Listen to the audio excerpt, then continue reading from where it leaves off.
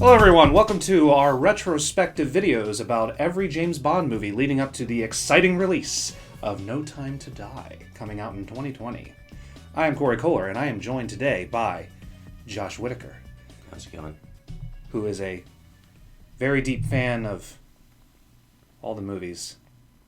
Who are you dressed today as, Josh? Oh, I thought it would be more obvious, but I'm Dr. No. My collar's not holding up, but... This is the first James Bond movie.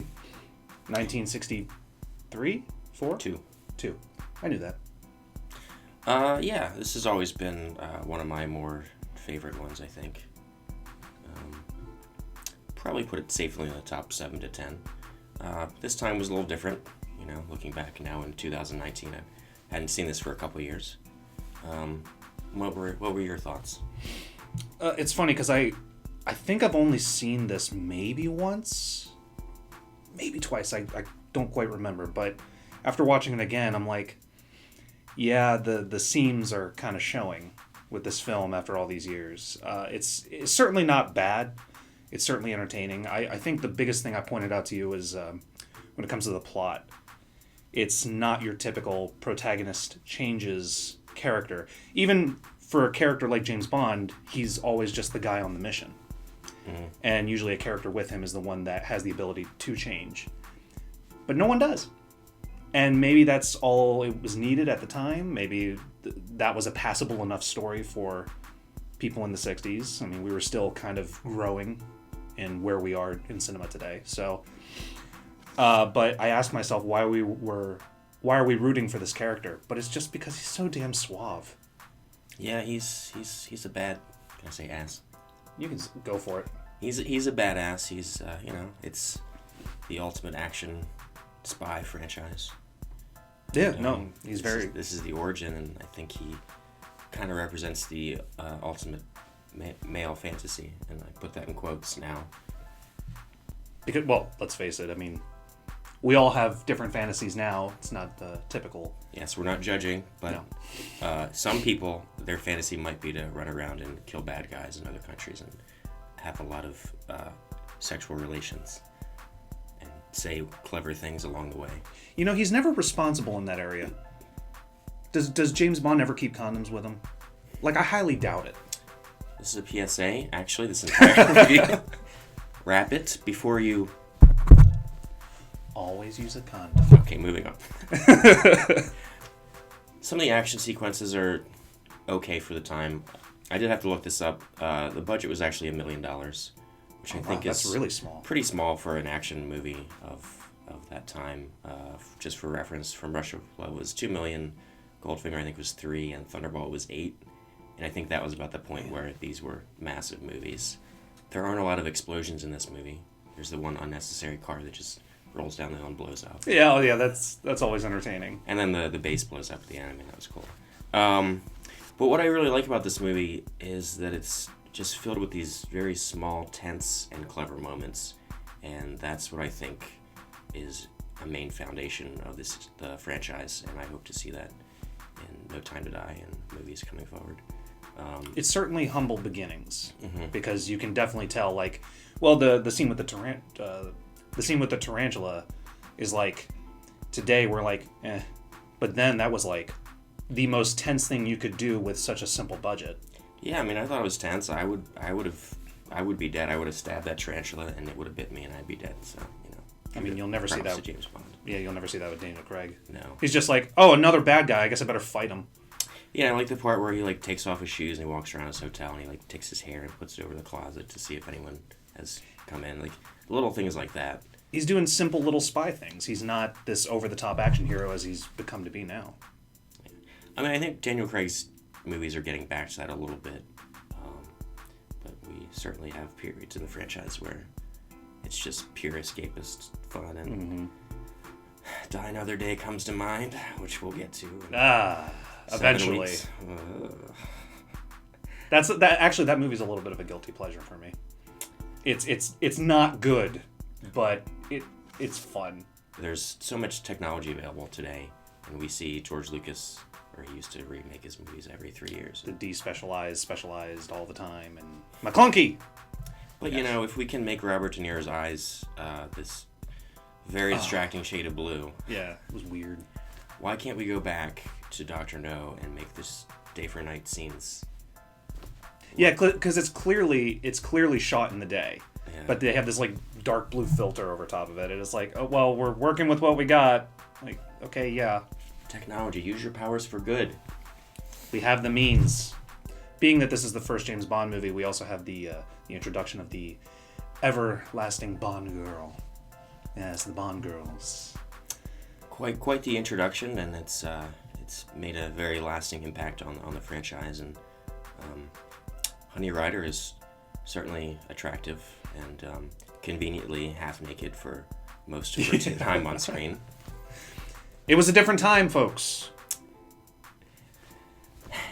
She's She's there, gives a little bit of information. The rest of the time, she's there to be attractive and eye candy. And she's sex sells. there to be rescued.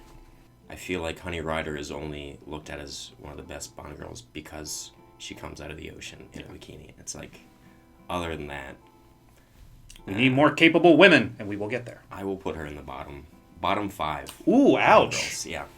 Ouch. Listen, There's a lot of people who have lists that would not agree with you. well, one shot doesn't make a Bond girl. As useless or underutilized as Honey Rider feels, I think there are other moments in the film that are fun and enjoyable, but when you look back at them, you're like when they're in Dr. No's lair and they drink coffee and they're drugged. It's like, why? I mean, he was just going to sit them down for dinner. Tension! It's like, I need you guys to take a 6-hour nap. So, You did point out... this damn coffee. All right. I will agree Maybe with... he's just messing with them. Who knows? I do agree with you, though, that as far as tension building for the original movie that it is, I do agree with you with what you said, where James Bond has all these covers about how he can, like, weasel his way out of any situation, but this one is like, no. Dr. No is like, I'm smarter than you. I think Dr. No is one of the best villains. He has so little screen time, but he's such a great actor, and he's such a badass. I say that twice now. We just got demonetized. It sort of reminds me of The Spy Who Loved Me, which we'll come back to this once we get there.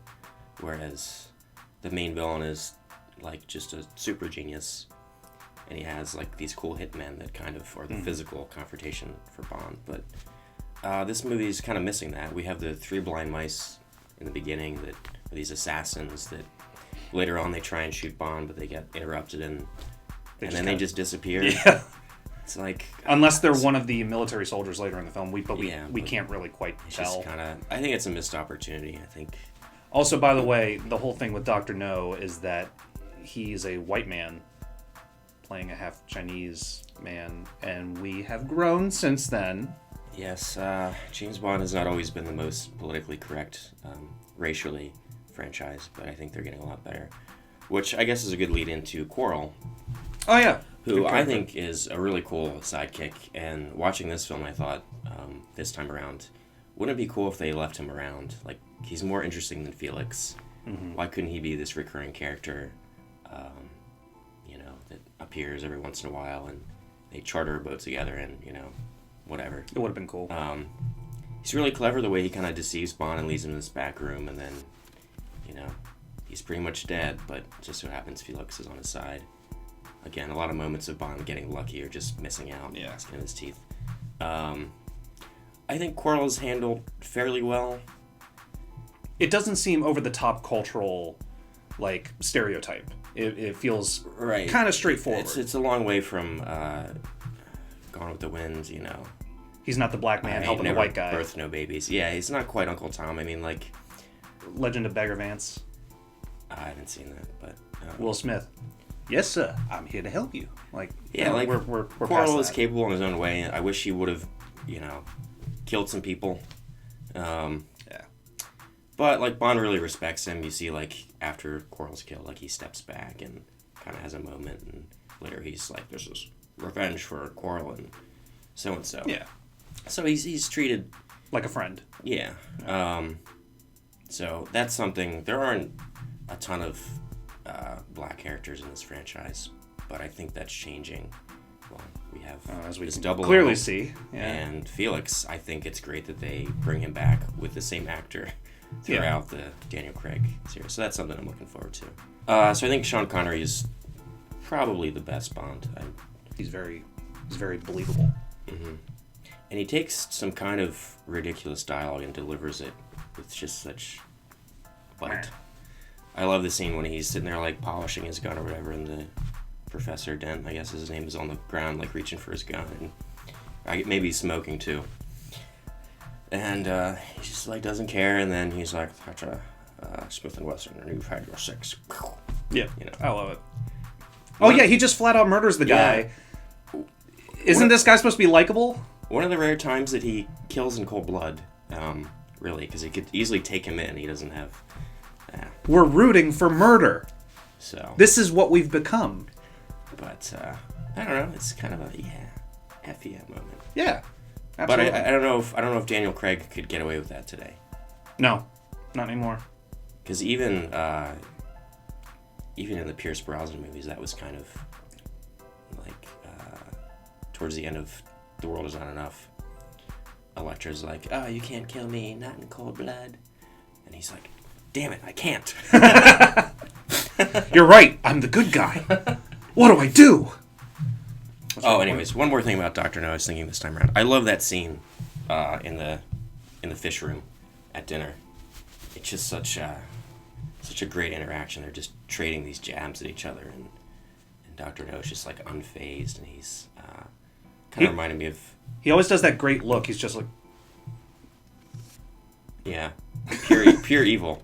What did you say about my mother? Reminds me of Gus Fring from Breaking Bad. Yeah, I definitely... He can look at you with a stare and just, you know. I love how he's like, "Would be a pity to break that Dom Perignon 55," and Bond's like, "I prefer the 53. It's just... Yeah, like, it's nice because it's a scene that Bond can't talk his way out of, and he can't even buy himself just a little bit more time. Yeah. Which is neat. Dr. No kind of beats him down, and then Bond has to rely on a convenient escape through the vents and his physical strength rather than his intellect. But yeah, watching that scene, it's kind of reminded me of the impeachment hearings. Dr. No was giving me some Adam Schiff vibes. And Nunez coming across. Spawn, like... Yeah, I can see it. Yeah, like... Here, you be Nunez. Okay. No collusion. This is a witch hunt. You smell funny. And you want pictures of Trump nude, don't you? You persist in trying to provoke me, Mr. Nunez. Not going to work this time. Our political system is great. Anyways. But yes, overall, what do you score Dr. No? What would you say out of 5? I guess a 4. I don't know. It's got... I think its strengths greatly overpower its weaknesses, and there's a lot to enjoy about it. See, I'm gonna go 3.5. I don't think that's a bad thing. I think it's decent for its time. It's certainly enjoyable. But it's lacking in a lot of ways, but it is humble beginnings, and I think for what they do right off the bat, they do some pretty strong stuff.